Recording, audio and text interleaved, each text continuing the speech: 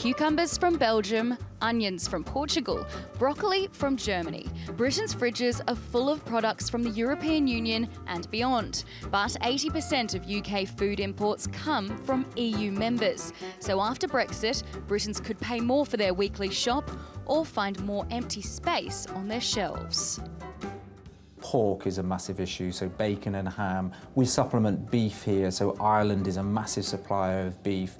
Dairy products again from Ireland. And then you look at fruit and vegetables, so things like broccoli, soft fruit, which come from Spain and Portugal, then through the Mediterranean in olive oil. Loads of products, really. I mean, every product that you'd expect to see in a supermarket potentially affected.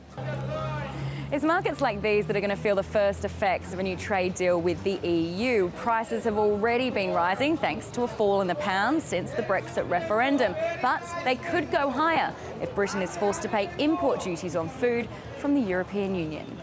At the moment, the UK has zero tariff trade with the other EU states, but that could all change once Brexit actually happens, and some analysts are predicting food prices could rise by as much as 22%. Clearly, the most important thing is making sure we get zero tariff trade with the EU, so we just continue as we are in terms of the trade in food.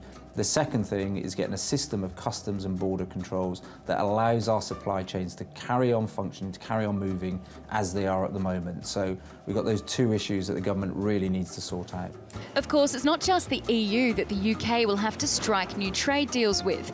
Imports from other countries will also be impacted as the UK rushes to negotiate trade agreements with the rest of the world. Even your coffee you drink every morning and the sugar you put in there is impacted, first of all, by the currencies, but second of all, by what the politicians in the UK will negotiate in terms of trade agreements. So you need to have a lot of negotiations going on, and we might come to the point, given that Brexit date is not very far away anymore, that for some of these products we have a last-minute deal, we may have not a deal whatsoever, and that's going to be, I think, the interesting part. If that's the case, it's likely the tariffs will fall back to the World Trade Organization standards. Those could be higher than the UK currently enjoys as a member of EU trade agreements.